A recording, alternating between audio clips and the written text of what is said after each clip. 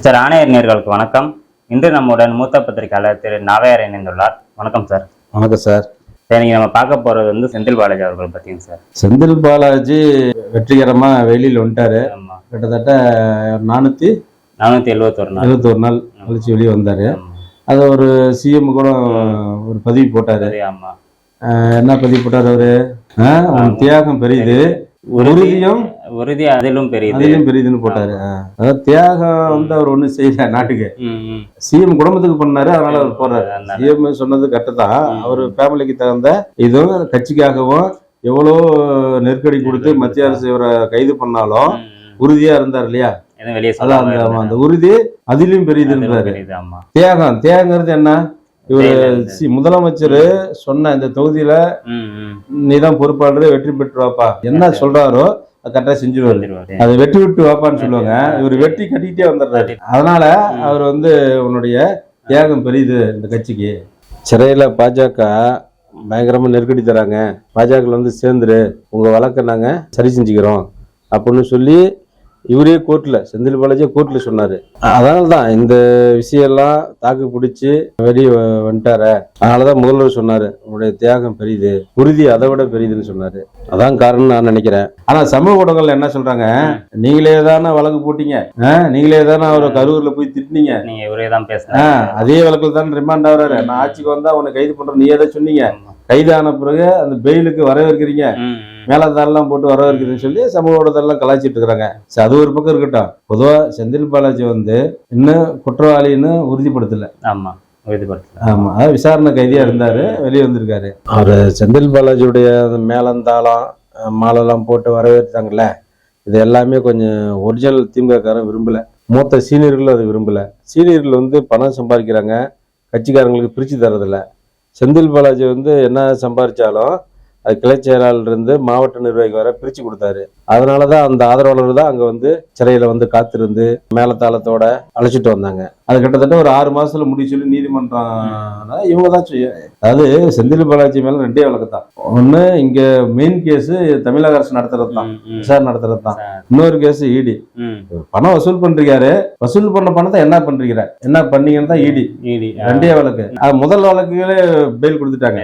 முதல் வழக்கு இவங்களே தான் நடத்தணும், தமிழக அரசே தான் நடத்தணும். அதனாலதான் இடி இது மாதிரி அவங்க ஆளுங்கட்சியா இருக்காங்க, மந்திரியா இருக்கிறாங்க. பெயில் ஃபர்ஸ்ட் கொஞ்ச நாள் தரா இருந்தாங்கல்ல, இது மாதிரி மந்திரியா இருக்கிறாரு, சாட்சிகளை கலைப்பாரு அப்படின்னு சொல்லி காலம் கடத்த போனாங்க. அவர் நீதிமன்றம் ஒரு கட்டத்துல தனி மனிதனுடைய அடிப்படை உரிமை பாதிக்கப்படக்கூடாது, அவரு செஞ்ச தப்பு அவரோட நியாயத்தை ப்ரூவ் படுத்தினா வெளியிடணும் அப்படின்னு சொல்லி அவங்க கொடுத்தாங்க. அது ஓகே, அது வரவேற்க விஷயம் தான். வேணா இந்த வழக்கை சீக்கிரம் முடிச்சா நல்லது.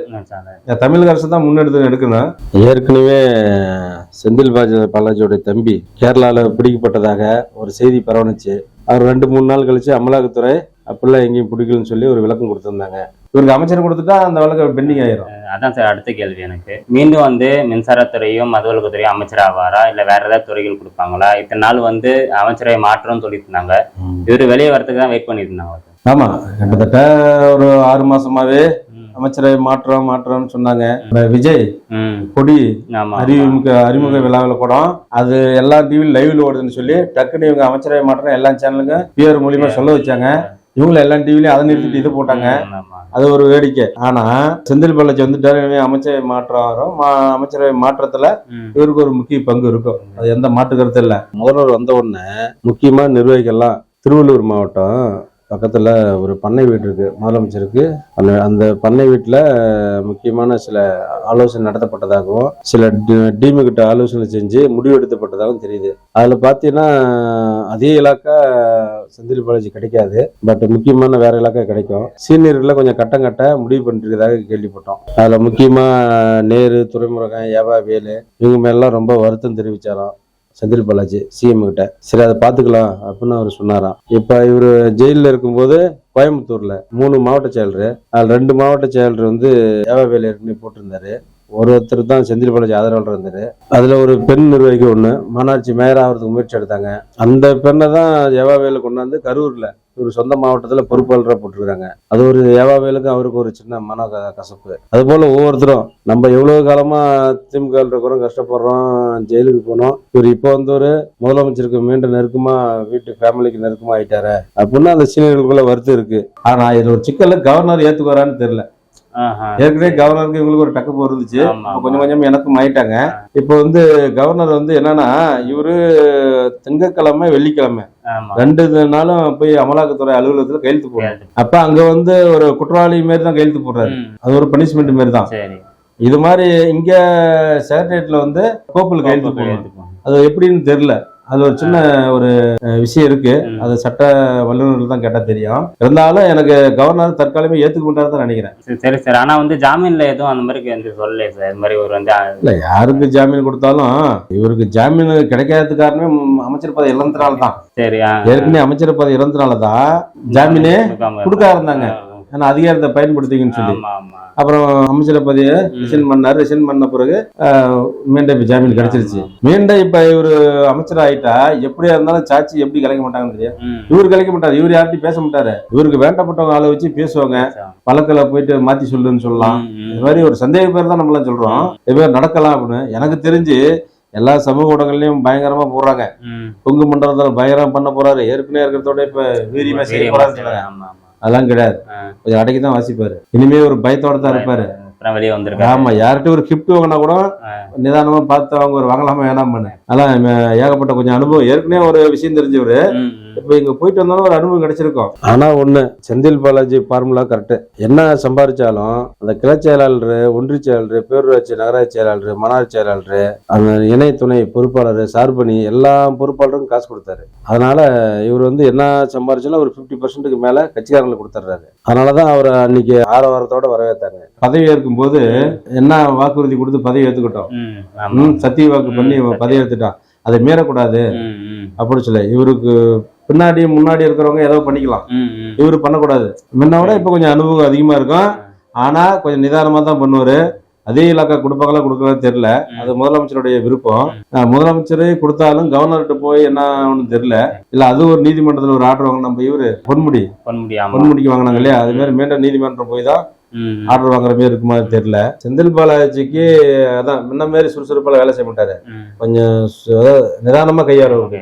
மற்றவங்களுடைய கூட இருக்கிறவங்க எல்லாம் ஊன்னு கட்டலாம், பட்டாசு வெடிக்கலாம், மாலை போடலாம், தாளம் பண்ணலாம். பட் அவர் நிதானமா தான் இனிமே பண்ணுவாரு. கொஞ்சம் இன்னும் ஏற்கனவே இருந்ததை விட கொஞ்சம் பெருந்தன்மையா இருப்பாங்க. அதே மாதிரி கடந்த சட்டமன்ற தேர்தலில் அதிமுக வந்து கொங்கு மண்டலத்துல கோயம்புத்தூரா இருக்கட்டும், சேலமா இருக்கட்டும், திருப்பூர், ஈரோடா இருக்கட்டும் 90% மேல அவங்க வெற்றி பெற்றாங்க. இவரு செந்தில் பாலாஜி பொறுப்பு கொடுத்து உள்ளாட்சி எலெக்ஷன் நடந்துச்சு இல்லையா, அப்போ வந்து கிட்டத்தட்ட 90-95% உள்ளாட்சி தேர்தலில் திமுக வெற்றி பெற வச்சாரு. அதனால திமுக தலைமைக்கு நம்பிக்கையாளா மாறிட்டாரு. இன்னொரு விஷயமும் அடிப்படுது. அந்த பண்ணை வீட்டுல ரொம்ப தீவிரமா ஆலோசனை பண்ணாங்கன்னு சொன்னோம் இல்லையா, உதயநிதியே முதல்வராகவே நியமிக்கலாம் அப்படின்னு ஒரு டிஸ்கஸ் போயிருக்கு. அதுல துணை முதல்வர் செந்தில் பாலாஜி கொண்டாடலாம் அப்படின்னு சில ஆலோசனை பண்ணாங்க. அது போன்று நடந்துச்சுன்னா சீனியர்கள்லாம் ஒரு ஆப்பு வைக்கிற மாதிரி, யாரெல்லாம் கட்சி தலைமைக்கு கட்டுப்படல, யாரு கட்சி தலைமைக்கு துரோகம் பண்ணாங்க, அவங்க எல்லாத்தையும் ஒரு கட்ட இப்படி ஒரு ஆலோசனை பண்ணிட்டு இருந்ததாக நமக்கு தகவல் கிடைச்சிது. எது எப்படி இருந்தாலும் உயர்நீதிமன்ற பதிவாளராக நீதிபதி அல்லி சென்று விட்டார். அந்த இடத்தில் கார்த்திகேயன் வந்தார். நீதிபதி அல்லிராணி செல்வதற்கும் கார்த்திகேயன் அந்த இடத்தில் வந்ததற்கும் உச்சநீதிமன்றத்தில் இவருக்கு ஜாமீன் வழங்கியதற்கும் மறுநாளே பிரதமரிடம் அப்பாயின்மெண்ட் கேட்டதற்கும் சமூக வலைதளங்களில் வேற கோணத்தில் சில தகவல்கள் பரப்பப்படுகிறது. இது ஒரு புறம் இருந்தாலும் விரைவில் ஓரிரு நாளில் அமைச்சரவை மாற்றம் ஏற்படும் என தகவல் தெரிகிறது. முக்கியமாக செந்தில் பாலாஜிக்கு முக்கிய இலாக்காவும், நாசருக்கு மீண்டும் வாய்ப்பு வழங்கப்படும் எனவும், காந்தி மற்றும் ஒரு 3 அமைச்சருக்கு இலாக்கா மாற்றப்படும் என தகவல் வருகிறது. விரைவில் அமைச்சரவை மாற்றம் ஏற்படும். சரி சார், உங்க நேரத்தை ஒதுக்கி எங்களுக்கு பதிலளிச்சதுக்கு ரொம்ப நன்றி சார். ஓகே சார், நன்றி. சரி மக்களை, இது மாதிரி இன்னொரு நிகழ்ச்சியில இருந்து உங்களை சந்திக்கிறேன். அது வரைக்கும் மிஸ்டர் ஆனே சேனலை மறக்காம லைக், ஷேர் அண்ட் சப்ஸ்கிரைப் பண்ணிக்கோங்க. நன்றி, வணக்கம்.